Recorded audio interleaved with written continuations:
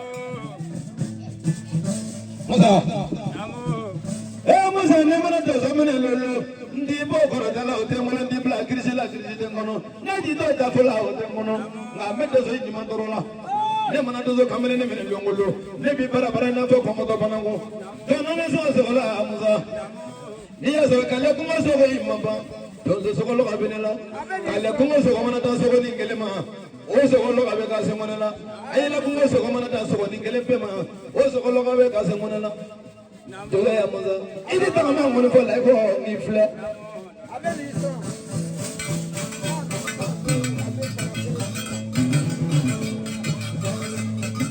Musa, kajiki kene wele kato kaya kama mo dole ga.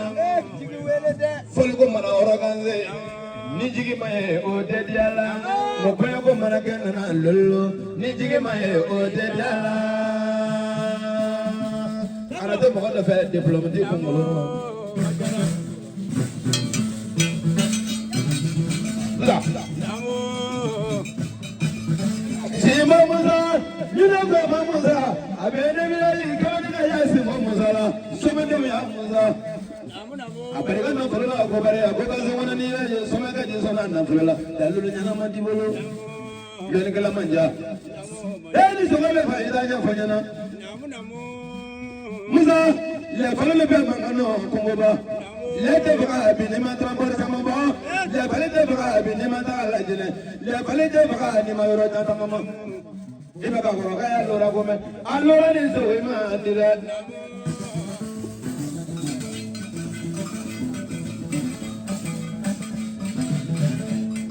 Nimayala said the Val, Nimayala. So the Battle.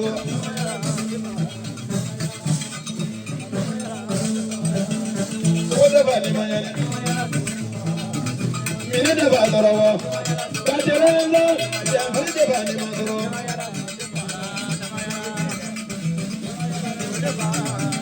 So de badarawa, adibara, adibara, so de bani maya.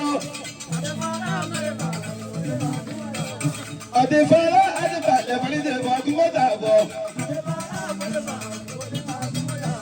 Simaya mala, so de badarawa. So the days in a delay, but not the other side of I don't find out. This is about this is about Nico is over this almost a best of our follow. Not bigger than I am, not bigger than I am.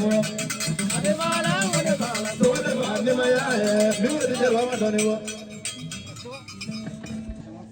Uga jama pera jele fo Buna na ba pera jele fo ka be pakada ka be wala nyama do ka Tukola TV fo kala kan yere ga here la Kasim ko ki fo ki ko ne alen e koron dogolu Kasim na karamo ko ke dindi oh ali karamo ko ke dindi ni ya yi ifaye mo kala ni ifaye mo kala Katosoro, Amafarako, Amafarefako, Okera Palmay, no tenimo con Yinaru, Siapaso Itara Mena, Wallahi, Uche, Lukuma de May, Fenchama be about the Uru, Kuma de Papa Uru, Sikana Fuche, Kiki Fu, Femtola Nafala Adamasan, or Femitola Nafala Aramasanogo.